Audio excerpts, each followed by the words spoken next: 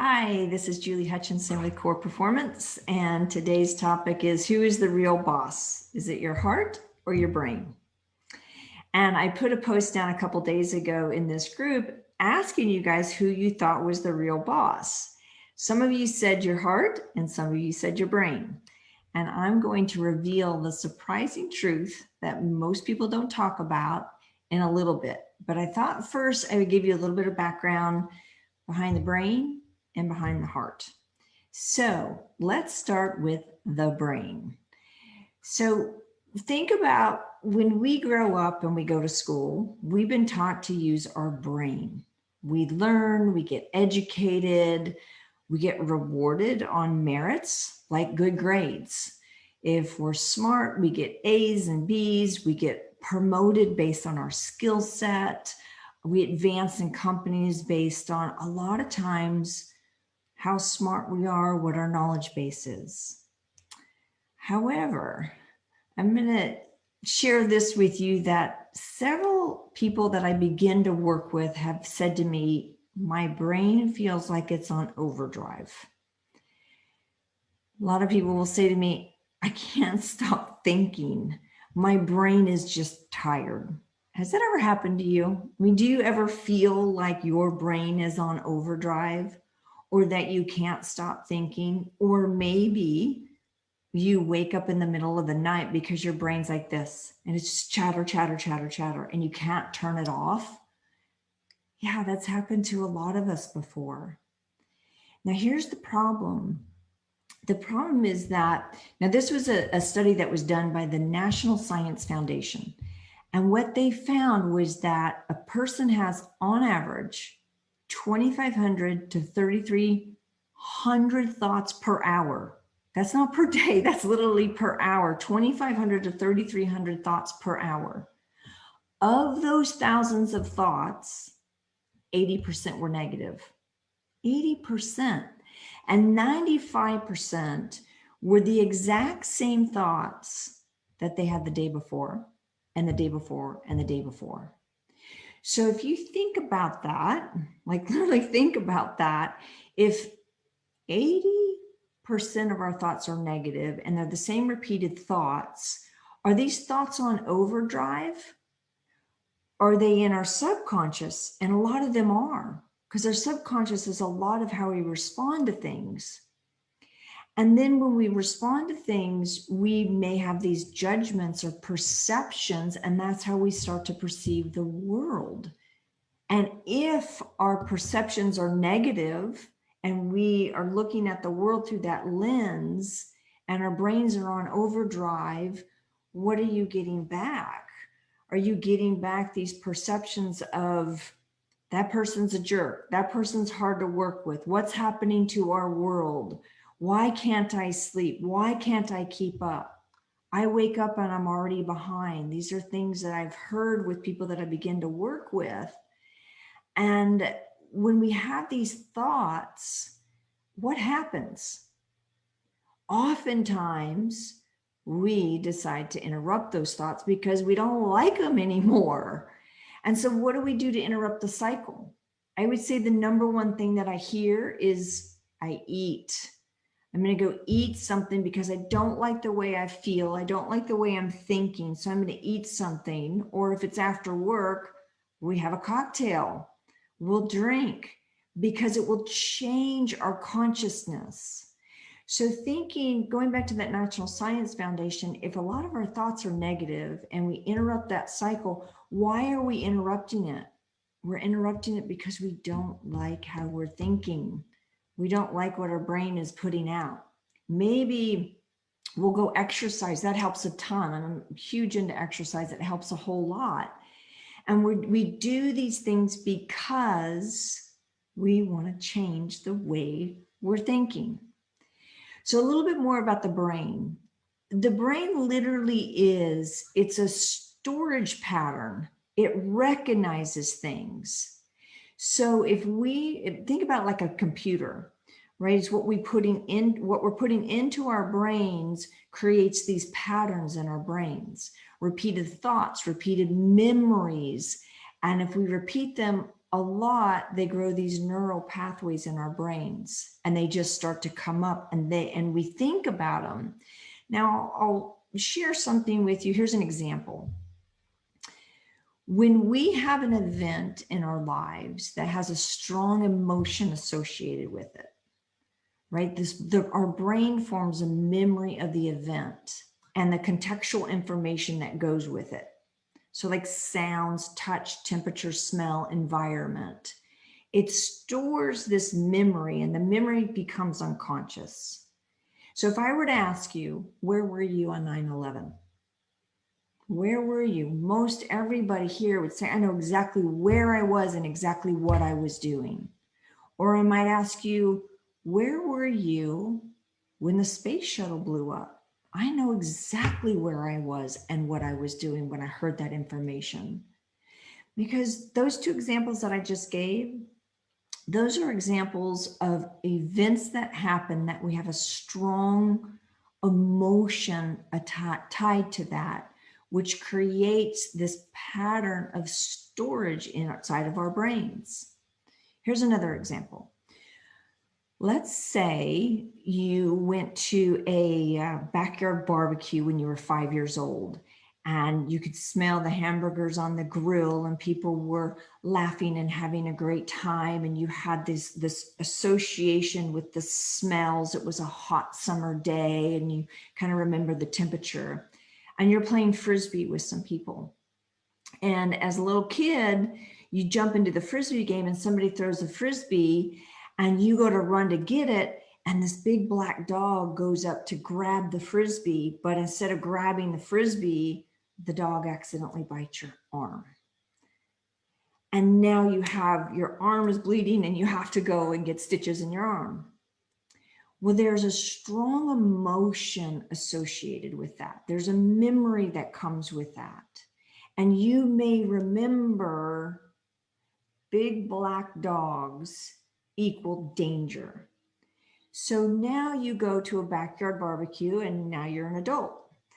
And there's these associated smells with it. There's contextual information. It's a hot July day. You can smell the hamburgers and what's grilling on the grill. People are playing. There's children playing. And then all of a sudden, somebody lets this big black dog out of the house, and people are playing frisbee. And your brain, because it's a pattern of storage and recognition system, sees that and says, danger, danger. You go into automatic reaction, and you associate it with danger. That's an old memory that is there. The stronger the emotion, the stronger the memory, and now you're reacting. You're reacting maybe and people are looking at you like, why are you getting so upset? And you remember this because it's been stored inside of your brain, right? It's been stored also in the subconscious. So when we look at our brains over the years that we've lived, we have all these emotional memories that are tied to events that have happened. And so we may react in a way that, like, why am I reacting like that? And it could be subconscious. So with our brains, they're super powerful, very powerful. And a lot of times they're tied to the past. And unfortunately, they're tied to a lot of negative memories because of what this National Science Foundation uncovered, is that so many of our memories are negative. I had one person say to me, I'm nicer to other people than I am to myself. So I'll ask you, just thinking about the past couple of days, maybe the past 2 days, what have you said to yourself? What's your internal conversation? What are you saying to yourself? What is your brain telling you? Are you tired? Are you overwhelmed? Or maybe you're saying, I can get all this stuff done. I'm strong. And are you able to continue to say these positive things to you even in the midst of chaos? So that's a little bit about the brain. So now let's talk a little bit about the heart. So the heart, I'm going to bring a little bit of science in. It has been shown scientifically that the electrical amplitude of the heart is 60 times greater than the brain. It's the electrical amplitude, 60 times greater than the brain. The magnetic field is 100 times greater in strength than the brain, 100 times greater. So when I say the magnetic field, scientists can, now this is all based in instruments that they're using, they can prove that the electromagnetic field of the heart extends 8 to 10 feet in front of us. Have you guys ever noticed that maybe you're in a room with somebody, or you're in a room with a group of people, and then a new person walks in, and you can tell, man, this person's in a bad mood. You can just sense it. That's because the feeling, maybe they're angry with somebody or frustrated. The electromagnetic field of the heart extends that 8 to 10 feet in front of us. And that feeling that they're feeling of frustration or anger can be sensed by other people, and not just people, but animals. For those of you that have animals, have you ever walked into a room where you're angry or you've gotten mad at your dog and the tail goes underneath the dog and they're like, whoa, I'm in trouble right now. They can feel that. So the reason I'm bringing in this science behind the heart, because if the heart is 60 times greater in electrical amplitude than the brain, and the magnetic field is 100 times greater than the brain, what do you think has more power, the heart or the brain? Right. The heart has more power than the brain. Now, here's the key. I always say that this is where we think. We think from up here, we feel here. So when we feel an emotion that is depleting, it affects how our brain behaves. I've said this a couple times, that if we're feeling a depleting emotion like frustration or anger, it sends a signal to the brain. And it's sent through something called the vagus nerve. And it sends this, and if you're feeling that frustration, anger, or worry, it literally shuts down the prefrontal cortex of the brain. When that shuts down, we can't think very clearly. The cortisol is kicked out in the body, the adrenal glands activate. So if we can shift our heart's feelings from moving from that frustration or anger to that peace, love, or joy, which, by the way, is our natural state, it will literally change the way our brain operates. It will literally change how we think and how we have access to the higher thinking centers of our brain, the prefrontal cortex. So with this knowledge, what do you think is more powerful? Who do you think really is the boss? Is it the brain or the heart? Well, having that science that we know about the heart being more powerful than the brain, when we can literally control our emotional state, it can become the boss of our brain, and we can begin to think different. We can move those 80% of what seemingly is negative thoughts into positive thoughts just by being able to access the heart's intelligence. And we do have a specific intelligence in the heart that we can activate. This is why emotional intelligence is so important. It has been said that emotional intelligence is one of the top 10 leadership skills. Because if you can control your emotions, you can control your reactions. And instead of reacting, you can respond in a way that you choose versus just being reactionary. So let me give you an example. Actually, this is something that one of my clients had shared with me, is that they were feeling that they were worried that they were going to lose their job. They had this repeated thought, God, maybe I'm just not doing the right thing. Maybe I'm going to lose my job. And their thoughts were concentrated on this quite a bit. I'm afraid I'm going to lose my job. They were dreading waking up on a Monday morning? Oh my gosh, I have to go to work. What if I lose my job today? Is today the day? So we showed this person how to literally shift the feeling that they were feeling in their heart so it would send a different signal to their brain. Then they could make a new choice and start seeing the world in a different way instead of that repeated thought and that worried feeling of losing their job.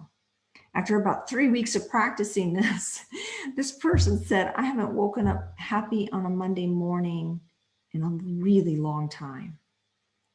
So they were able to change their emotional state because that became their boss. The boss wasn't the brain being in control and the thoughts and the negative dialogue and the woe is me and worried about being behind and not catching up and being fired.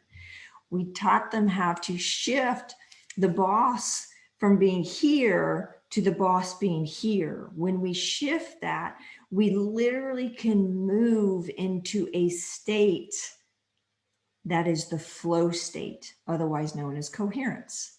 We balance the body, which sends a different signal to the brain, when we put the heart in charge, because the heart is that much more powerful than the brain. So now, having this information, I'm going to invite you that if you did say that your brain is more powerful, I'm going to invite you to access the power of the heart. Access the emotional intelligence of the heart so that the boss can be the heart, which is where our core values are. Our core values live in our heart. Our integrity is in our heart, right? And when we can really tap into that intelligence and guide ourselves through this beautiful place inside of our hearts and allow that to become the boss, we can wake up happy on a Monday morning. We can switch those negative conversations into conversations of, I'm confident about who I am. I'm confident about my job. I'm confident about my work. So if you would like to have more information about this, I'm going to put a link below to my calendar. And if you'd like to just explore this and know what's available to you, you're welcome to book an introductory call with me if you'd like to discover more, and I can tell you more about this and how you can access the power of your heart as well. Thanks, and I look forward to seeing you guys in the next live. Take care. Have a great weekend. Bye.